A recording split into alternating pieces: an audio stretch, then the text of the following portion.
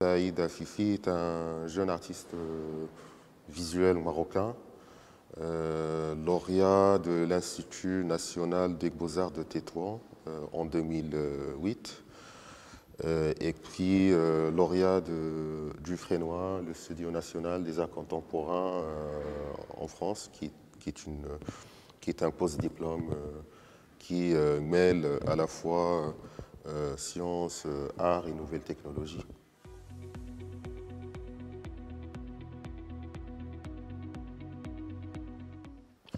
Je pars du constat très simple, c'est comme une sorte de nouvelle renaissance où la possibilité de collaboration entre sciences et arts plastiques a eu déjà lieu, et comment aujourd'hui cette modernité a séparé les deux. Et cette séparation, justement, a atteint une sorte d'épuisement de langage. Quand je fais ce retour, cette envie de corréler les deux, c'est vraiment dans l'objectif d'aider le langage à se déployer autrement, le langage des uns et des autres, c'est-à-dire comment une telle collaboration, encore une fois, entre sciences et nouvelles technologies et arts plastiques. Après, on peut citer aussi le cinéma, le théâtre et d'autres formes d'expression. Comment ceci pourrait aujourd'hui avoir une sorte d'hybridation qui, par conséquent, va donner lieu à un déploiement, encore une fois, du langage, mais en même temps, ceci aura directement, on va dire, un impact sur la vie sociale et politique.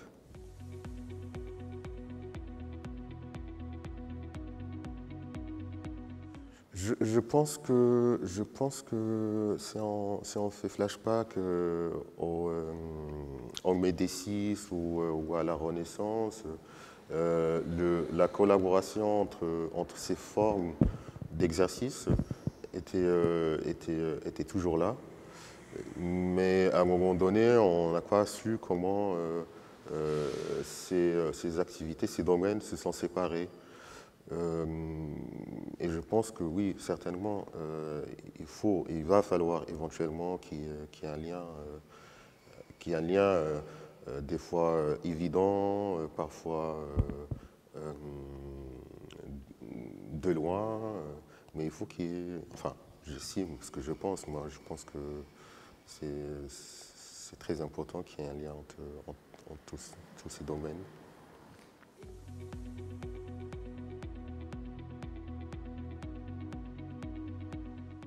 Ce qu'il faut savoir, c'est que on a toujours considéré la science comme étant un champ inaccessible ou difficile. On les a appelés les sciences dures.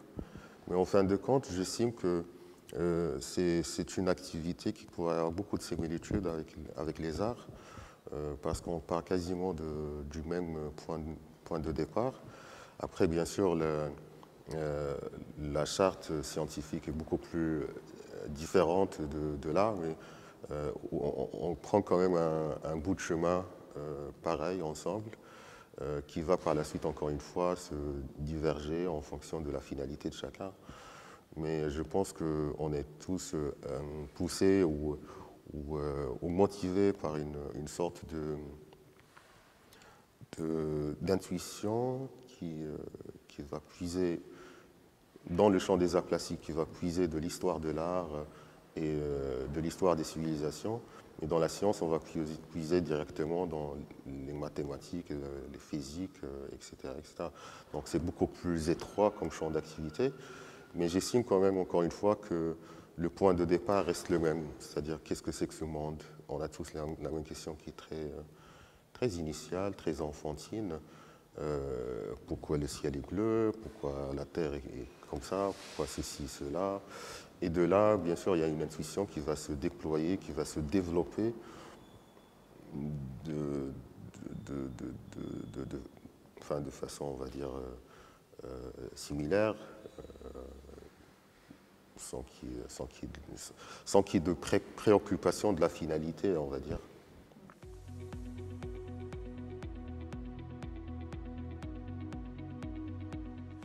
Je pense, c'est une très bonne question parce que la perception aujourd'hui est très sous une certaine emprise, souvent politique, sociale ou économique.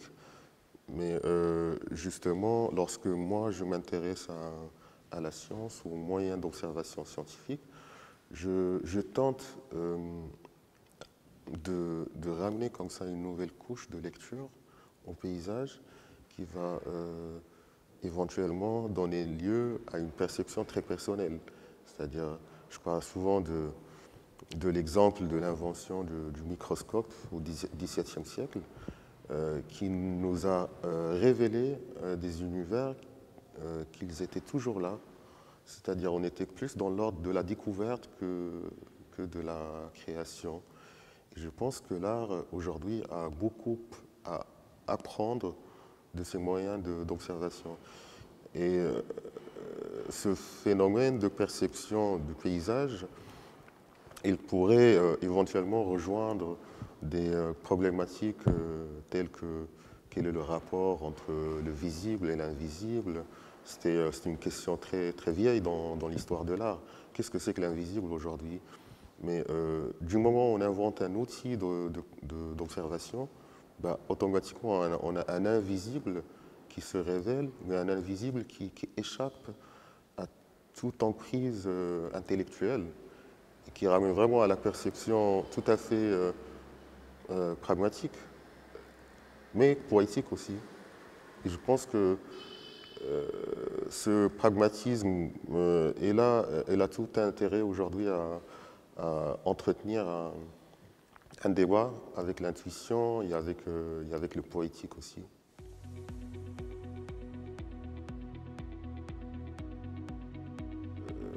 Pour répondre à cette question, je vais prendre le cas de figure de cette exposition qui avait commencé que j'ai commencé en 2017 quand j'étais quand j'étais au cursus au Frénois, où j'ai commencé justement à ce moment-là à m'intéresser à ces outils d'observation qui vont donner lieu à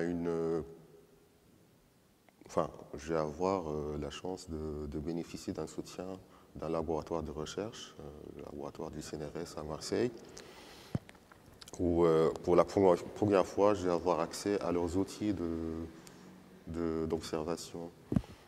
Et c'était notamment des photogrammétries sous-marines, de grottes sous-marines, qu'ils étaient scannés par un engin qui était spécifiquement fabriqué pour ce fait.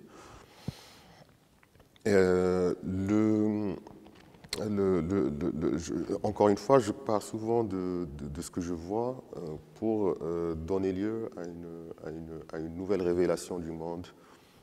Ici, encore une fois, comme cas de figure, l'exposition Les constellations de la Terre était une sorte d'anthologie de plusieurs images captées par Google Earth. J'estime que Google Earth aujourd'hui pourrait avoir cette posture d'observation scientifique, parce que le principe de base il était créé principalement pour ça. Donc je pars d'une collecte qui va fabriquer comme ça une sorte de cartographie mentale, et de là, je vais tenter de créer un lien avec l'historicité de la peinture depuis la Renaissance jusqu'à nos jours, mais tout en faisant en sorte à ce que ces images s'émancipent de leur fonction initiale. C'est-à-dire, on a fabriqué justement ces moyens satellitaires et tout ça pour avoir plus de contrôle sur le paysage, mais comment le prisme de l'art plastique pourrait s'émanciper, libérer ces images de leur fonction et en faire une nouvelle façon de voir le monde et une nouvelle façon d'invention de beauté et de poésie.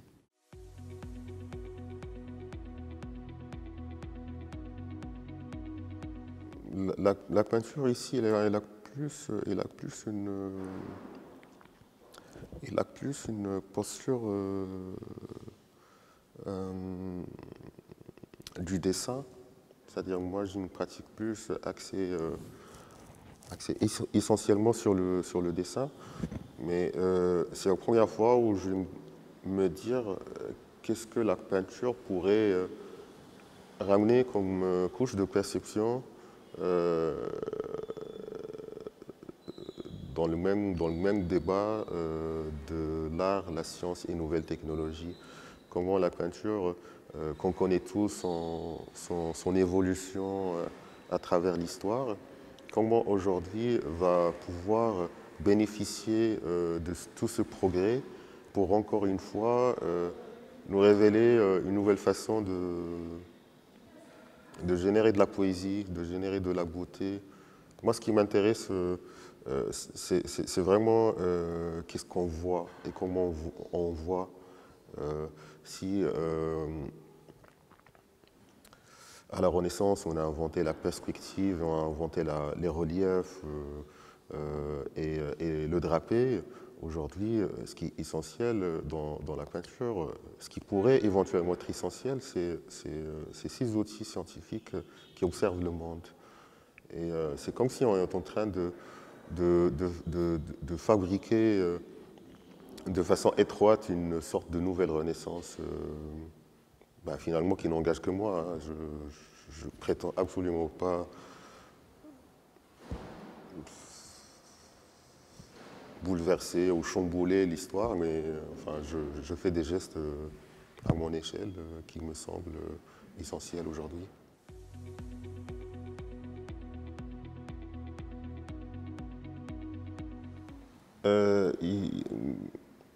Yingmaya est un projet.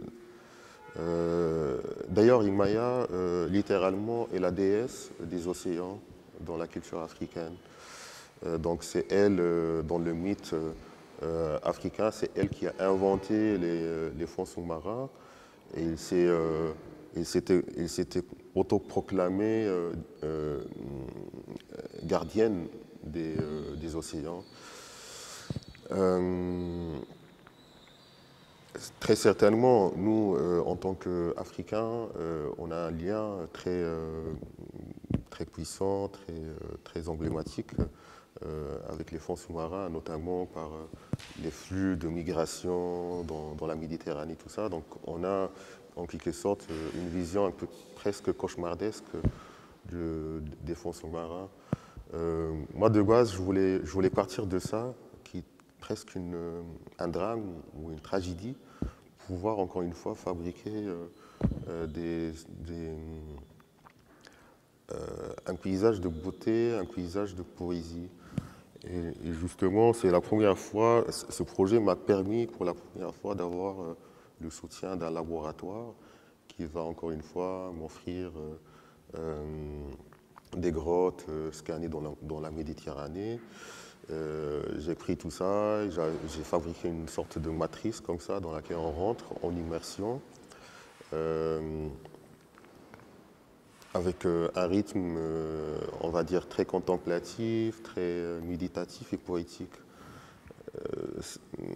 Elle est très importante, cette notion de poésie, dans mon travail, parce qu'à chaque fois, je parle souvent de sujets très durs ou très dramatiques, qui vont par la suite se transformer en une poésie ou une beauté absolue, on va dire.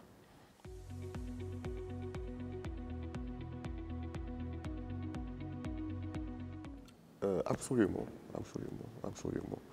Là, je pense tout l'intérêt du travail des artistes est de ramener une certaine légèreté au monde, de ramener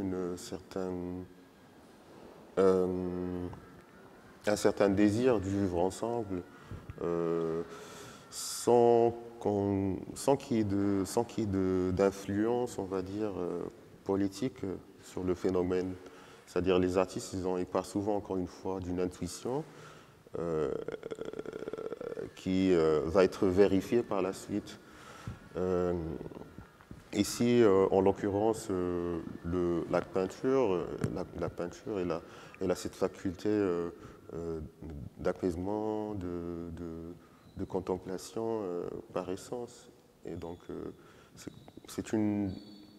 Je ne pense pas qu'il y ait une dichotomie entre le réel et la poésie. Je pense qu'ils évoluent ensemble.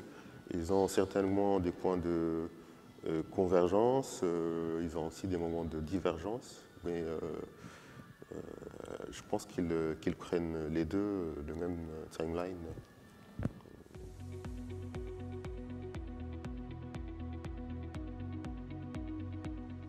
Euh, L'innovation, je ne pense pas que ce soit un exercice de style. L'intuition est un constat, on va dire. Souvent l'intuition des artistes est bonne. Donc bien sûr, toute intuition donne lieu à un phénomène comme ça d'innovation qui va s'impliquer comme ça par la force des choses, on va dire. Mais je ne pense pas qu'un artiste est préoccupé par l'innovation. L'innovation, comme je viens de dire, il vient s'imbriquer à la rhétorique du travail de l'artiste sans qu'il soit forcément préoccupé ou obligé de faire de l'innovation. Je ne pense pas que nous sommes obligés par innover, mais on finit par être innovateur. Je ne sais pas si c'est une bonne nouvelle ou une mauvaise nouvelle, mais c'est un peu un constat.